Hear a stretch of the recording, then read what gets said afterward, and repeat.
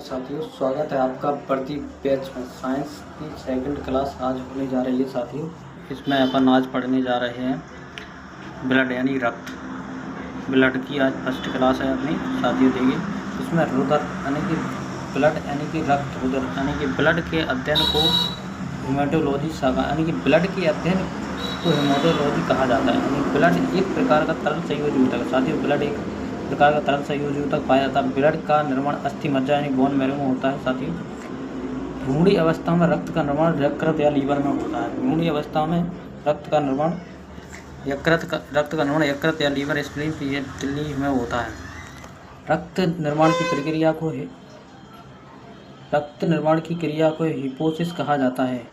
हिमोपोसिस कहा जाता है यानी कि ठीक है साथियों, हिमोपोसिस कहा जाता है। एक सामान्य व्यक्ति में लगभग 5 से 6 लीटर रक्त पाया जाता है और महिलाओं में पुरुषों की अपेक्षा आधा लीटर ब्लड कम पाया जाता है साथियों।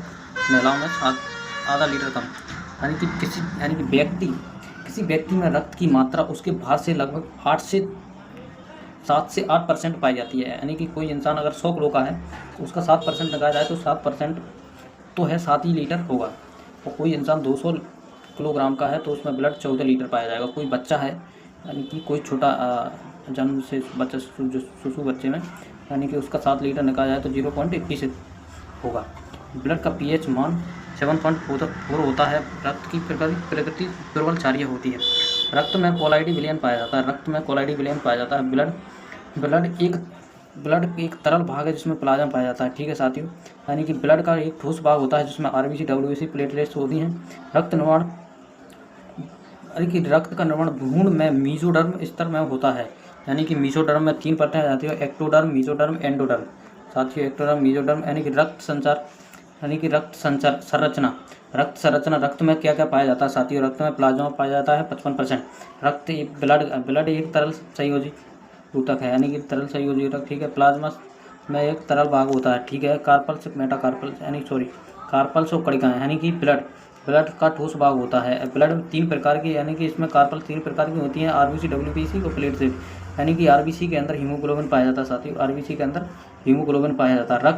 रक्त में क्या क्या पाया जाता है? रक्त में रक्त की संरचना है और रक्त के मुख्य घटक। रक्त में 55% प्लाज्मा होता है और कार्पल्स और कणिकाएं 45% होती हैं, जिसमें आरबीसी, डब्ल्यूबीसी और प्लेटलेट्स पाए जाते हैं। आरबीसी साथियों, इसमें आरबीसी में हीमोग्लोबिन पाया जाता है। हीमोग्लोबिन यानी कि प्लाज्मा। अब प्लाज्मा में सर्वाधिक भाग में प्लाज्मा पाया जाता है। यानी ब्लड में सर्वाधिक भाग में प्लाज्मा पाया जाता है। ब्लड में 55% प्लाज्मा पाया जाता है। ब्लड एक हल्के पीले रंग का क्षारीय द्रव होता है। ठीक है साथियों, अब अपन आगे की पॉइंट में देखते हैं। ब्लड में 90 से 92% मात्रा में जल पाया जाता है, जबकि 8 से 10% मात्रा में कार्बन और कार्बनिक पदार्थ पाए जाते हैं, जैसे कि प्रोटीन, हीमोग्लोबिन, एंजाइम इत्यादि। और प्लाज्मा रक्त का तरल भाग होता है।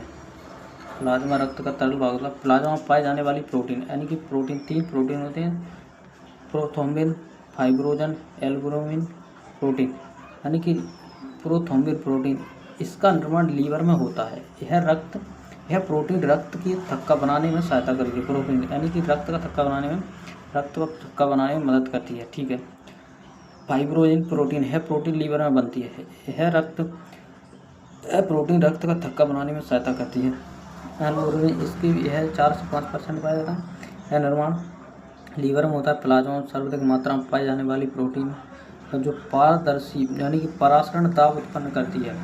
यानी कि परासरण दाब। ग्लोबिन प्रोटीन साथियों, नंबर 4 ग्लोबिन प्रोटीन 2 यानी कि 2.5% है। यानी कि इसमें ग्लोबिन प्रोटीन भी 3 भागों में होती है, alpha globin, beta globin, gamma globin. यानी कि इसका निर्माण यकृत व लीवर में होता है। लीवर प्लस प्लाज्मा से होता है। यानी कि एंटीबॉडी प्रतिरक्षी का निर्माण करती है, यानी कि अल्फा, बीटा, गामा। यह प्रोटीन मानव शरीर के अंदर रोग प्रतिरोधक क्षमता पैदा करती है, रोगाणुओं से लड़ने का कार्य करती है, प्रतिरक्षी प्रणाली में मौजूदगी में होती है। यानी कि कार्पल्स यानी कणिकाएं, यानी कि ब्लड में 45% मात्रा में कार्पल्स यानी कणिका पाई जाती हैं। यह कणिकाएं 3 प्रकार की होती हैं, आरबीसी, डब्ल्यूबीसी और प्लेटलेट्स। इसमें आरबीसी 90% होती है, प्लेटलेट्स 1% होती है। आरबीसी लाल रक्त कणिकाएं यानी कि एंथ्रोसाइट का लाल रक्त कणिकाएं यानी कि साथियों इनका निर्माण, संख्या, आकार और जीवन काल, कार्य, रोग, हीमोग्लोबिन इत्यादि। साथियों आज के लिए इतना ही। अगर क्लास अच्छी लगी हो तो लाइक, कमेंट, शेयर ज़रूर करें और चैनल को सब्सक्राइब करें। साथियों ऐसे ही वीडियो के लिए अपने नोटिफिकेशन बेल आइकन को भी दबा कर रखें। इससे साथियों आपको पता चलेगा कि आप क्लास